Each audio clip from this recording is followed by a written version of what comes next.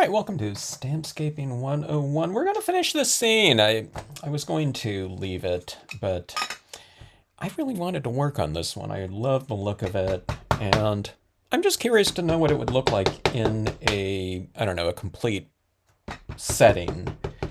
So I thought I'd finish this off. All right, Mystic Mountains. Large. Dye-based ink again. Now this isn't the method to do these scenes. Ideally, I would have stamped everything first, but I mean, this lesson, the previous lesson was all about just the coloring of these trees. So I wouldn't color them up and then stamp right over the top of them with some additional black ink right over the top of that green, because you want that green to be, foremost, forward within the scene. So we don't necessarily want black imagery over the top of it, okay? But Stampscapes is about, kind of not a one-way street. Stampscapes is about options, And, when you invest in Stampscapes, you're going to have a lot of different options. You can do things very straightforward. You can work, back to front, front to back, backgrounds first, whatever. Photo paper, card stocks, whatever you want, okay? And in this case, it's finishing your foreground imagery first and then putting the backgrounds in afterwards. Now, what I did was I wiped off some of the bottom of this so that it would kind of, stamp it a little bit lower down here so that I wouldn't get a hefty, super dark black image right in front of my imagery down here. It did darken up some of my tree tops right there. You can see it's a little bit darker there, but you can just add in some additional paint pen work right over the top of it. So no big deal there, okay? All right, I'm curious about seeing what that will look like colored now, okay? I still want it to look like it's coming out of the clouds, so we'll still work this kind of real mystic type of atmosphere in here with all the cloud formations and whatnot. I tell you what, I'm looking at this right over here, and I want a little bit more mountain range right in here. So I'm inking it up right there. You wipe off the bottom a little bit, and then we're coming right here and get another mountain in there. Again, I'm stamping right over the top of that tree, but no big deal. It would look like just like that. Okay, so in doing some of this coloring, it'll be the first time I've ever done it. Like on the mountains, I don't remember stamping those out on some photo paper with alcohol ink pens. I might have so far. I don't remember doing it. It seems like it's the first time I've done it, or will be doing it here in this scene. But let's see. I also want some water down here instead of just leaving it all, cloudy photo. Okay, I want to anchor these these tree formations down a little bit, the mystic trees. And let's see, I want to get a little bit of a focal point in here with the little fisherman. A fishing boat like that. Okay. All right. So again, dye-based inks because I want to do some alcohol ink coloring right over the top of it. This looks like it's probably ready to go. Let me just touch it here just to make sure that it's not kind of a wet, ink application that I'm coloring right now. Maybe I should heat set it just to be safe.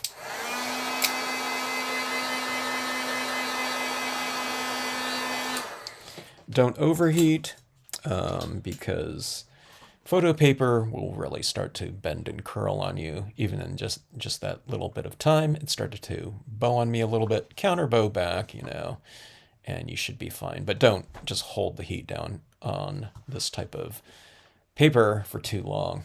As you can see, it's just general, standard photo paper, okay? All right. Now, if this is the first time you checked out a Stampscapes video, being that I'm working on photo paper, no, it's not, the paper that you have to use, with Stampscapes. A lot of times people kind of make that assumption that A lot of people do, make that assumption that, I don't know, it's just like whatever kind of medium they see used in scenic stamping, that is the medium that you have to use with it, or that's best with it. But I always say, hey, it's, you wouldn't ask someone, if you bought a stamp that said happy birthday, okay, what stamp, you know, media do you have to use with that, or what's best with that? You know what I mean? Stamps are stamps, and what media you use with it is just completely up to you. I'm trying to think of an instance where there are specific types of media, that are more conducive for certain types of stamps. Nothing's really coming to mind that I can think of. You know, they're printing mechanisms, okay? And whatever you choose to use with it is just completely up to you. Now, media compatibility has something to do with it. Um, you know what I mean? I'm adding these alcohol markers on this scene right now with this combination: dye-based inks, photo paper, alcohol inks. I'll use some pigment inks on here too, but um,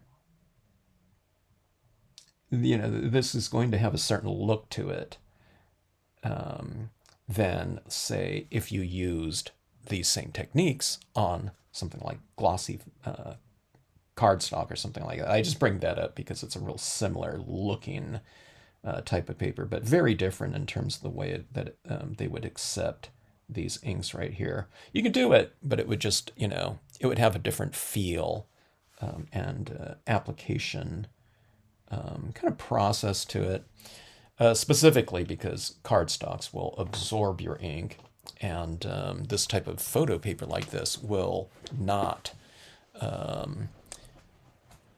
have your inks just lying on the surface like that. Cardstocks will absorb ink, okay? Where this emulsion coating, it's for the most part, it's very, very surface oriented. Okay, so that being said, I'm just taking a few different values of and changes of hue here. I used a gray, kind of a light gray. It's not very dark, okay? Remember, I'm drawing it over the top of an already gray-ish monochromatic grayscale paper. It's white, but we have the print on there. And then I use some of this brownish gray right here, a little bit more of a warmer tone, and then here's blue. You wouldn't think that those colors, would be the types of things that you would, use together, but we're not using them right next to each other. We're overlapping and just kind of blending them together. Okay, and this is a really, really light blue, but there's this little bit of a bluish tinge to those mountains now. Would you know it was this color right here? Probably not, because it's physically mixing with these other ones right here. Now, again, that's just a combination that I just came up with like right now. It's not like, okay, let me see, that's the formula right there. Unless you're trying to follow me. But I'm just kind of playing around and kind of figuring out as I go. Okay, so here's some blue tones right here. I'm going to bring some of these down into my water, okay, a couple different blue values, and then a couple different grays. And we're just going to do something, kind of minor here. I already did add some pigment ink down here just for the purpose of, kind of demonstrating the coloring technique on these mystic trees here, left and right. But let's really kind of anchor them down into the scene a little bit more now. So I'm adding this darker gray. Now, it depends what photo you're using. If I'm using this gray right here, but the photograph is darker down here, this would be, useless to use on here because, we wouldn't be able to really see anything happen, okay? Let's see, let's add a little bit of this shadow work right here on our little fisherman. And let's try some blues here, okay? Not that all water is really blue, it really isn't. It's usually, the color of the water is usually reflective of the colors of the sky. In this case, it's gray. So you typically see a gray body of water, but I want to go for a little bit of color here and have, a little bit of fun. So I'm adding it in, okay? Let's try a little bit of this up here too in these, darker shadow areas with this type of alcohol application. You can get a little bit of that watercolory looking texturing to it, like that. It kind of brings a little bit of continuity between that background and foreground like that when you use it up in those, mountains like so. Okay, let's see. I can't remember now if I've used the lighter gray in here or the darker. Okay, I used the darker one. Now this one right here, I'm going with light into the darker gray, so I'm kind of using this more as like a blending marker. Okay, but I'm just using a color on. I usually don't.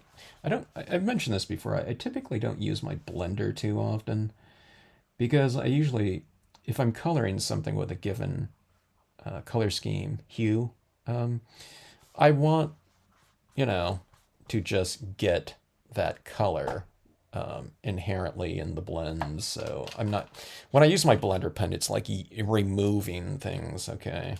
And I'd rather have it be, for the most part, an additive process. I do use it once in a while, but it's really rare. Like this is blue right here, but it's acting like a blending marker in some ways because it's really removing, but it's removing it with, a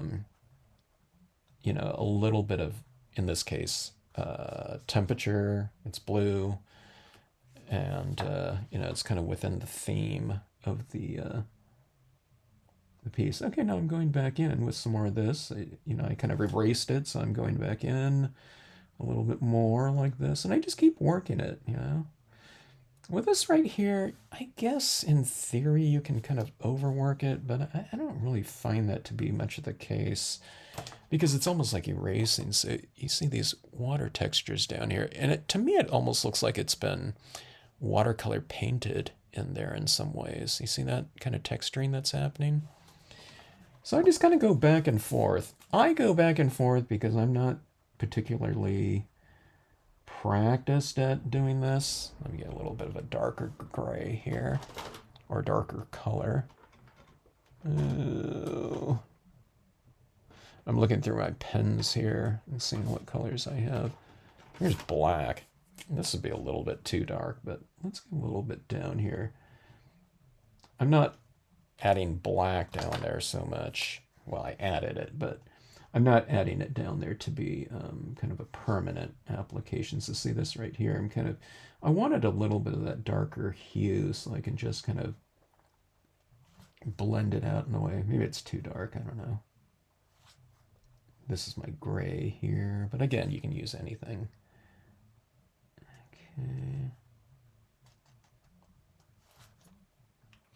You might kind of get what you want and overwork it a little bit and think, oh, I shouldn't have done that, But, I don't know, just practice with it and hopefully you'll get more control over it. I'm saying that for me too, because I haven't done like this type of,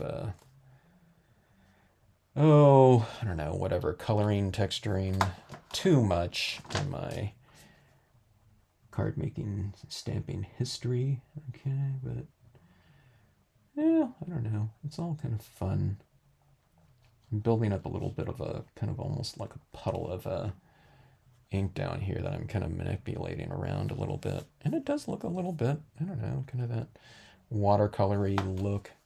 I guess it's not watercolory, it's alcoholic-y. Let's get a little bit of green down here too. Okay.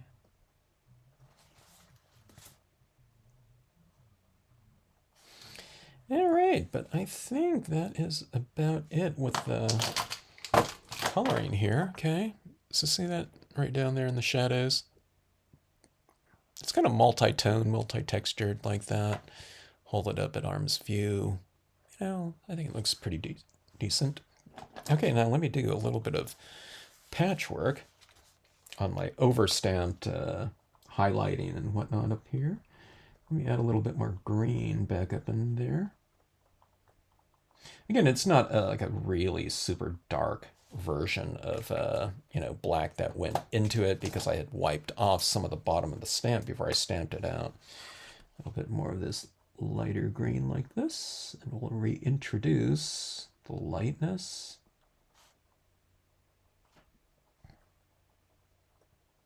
Back into our overstamped trees a little bit. And let's grab our white paint pen and add some of those textures into some of these areas that I might have colored over a little bit, or we just might want a little bit of highlight. I'll put a little bit of highlighting on the boat and maybe that little guy's hat there. And I don't know, why not? Just for some kicks, we'll add a little bit of highlighting up in these hills. For some reason, my paint pen's like marking in a much lighter white. It's almost kind of good though. It's kind of giving me a lighter version up in the darker area. But let's shake this up just to make sure that I'm not running out of paint in this, which could be the case because I'm using this all the time. Highlights into my tree.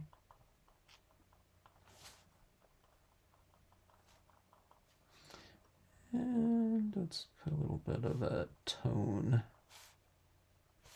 or little highlights on some of these hilltops just to make them look a little bit more three-dimensional. And it gives them something in common from a textural standpoint with the lower area. Oh, here's my cotton ball that I was using earlier. It has a little bit of green on there from those trees because they were still a little bit wet when I was doing that demonstration on coloring. Okay, so we have our mountains up there. So let's add a little bit more of a cloudy touch right at the base. That's why I kind of wiped them off a little bit at the base. And we'll put this little bit of it. So we have cloudy textures in the background because that's the photograph that I stamped over. Now I'm kind of adding that cloudy texture in the front. So you're kind of enveloping this imagery in this case with a little bit of cloud in front and behind because it's inherently in the photograph that was used. Okay, so things look a little bit more three-dimensional that way. Okay, now I've added all that shadow work down here. Now I don't want to just completely obliterate it, but adding a little bit of mist right over the top of that. And it's translucent mist, so it's not like you can't see anything that you've just applied down here, but it just kind of varies it a little bit more like that. But doesn't it look more kind of three-dimensional or maybe even, dare I say, realistic looking? I say more realistic, than it was before. Not that we're going for realism, but I don't know. It does kind of, I don't know, add a sense of a kinesthetic type of feeling to it, as kind of walking in fog would have us feel. And walking in fog, there's something very kinesthetic because it's, we feel it. We're normally just a clear day, walking in a, high noon, crystal clear. We're not aware of kind of what we're walking through, but when things are misty and kind of, there's moisture in the air, you know what I mean? You can feel it on your face, or if it's cold, it's on your breath. You know what I mean? It's there's a different kind of feeling to that. So this way, we're trying to make it, translate that type of feel into visuals here, and just a small blanket of, touch of white pigment ink does the trick. So seeing that right there, doesn't that look like those mountains are kind of enveloped within that space? And there we have it right there. Our full scene, all we did was add the, those mountains in the background, the little subject matter right there, and anchored this down with a little bit of shadow instead of just these two mystic trees, left and right, kind of three elements in some ways, the mountains, that, and then the shadow anchoring right there, and that did the trick. Really quick way to work. And again, this is a little bit of a different type of coloring process when you're using markers and whatnot. But these markers plus photo paper are really a fantastic combination in terms of being able to manipulate the media that you lay down. You can almost erase it, really, or you can by applying multiple layers of it, and just kind of wiping it off in some ways. That's not the goal. The goal is to apply it kind of with with a type of coloring, shading, or texture that you want to achieve, and just kind of getting the feeling of it, kind of moving it around on the surface. And that's really the fun part. It's, I don't know, it's like bad analogy, but it's almost like you're going back to I don't know, like kindergarten or something like that, and playing around with you know finger painting or something like that. Moving into it and manipulating the things that have already been laid down, or paints or whatnot. It's just, I don't know, it's just a really fun process. And a couple little of these little tiny rocks, I forget about that. This will kind of anchor down the that island a little bit more. See these rocks right in here? Kind of, this is like a little cove, going into the shallows maybe right here, where you can start to see those rocks. I don't know, maybe that's where, that guy launches his boat from or something like that. Let's do something right here. Let's add a little bit of a foreground here. As I sit here blabbing, a lot of times it occurs to me, oh, why don't I just do, one extra little thing. So this is a little bit of extra foreground right here. Yeah, something like that can push the depth of the scene slightly. And it just kind of, I don't know, frames off the bottom a little bit. I don't know. I liked it before too. I think this looks okay too, but I don't know, just a different type of look with the foreground on there. Okay, so that is it. Thanks for watching. Hope you enjoyed it. And if you like this video, hope you remember to hit that like button and subscribe if you feel so inclined.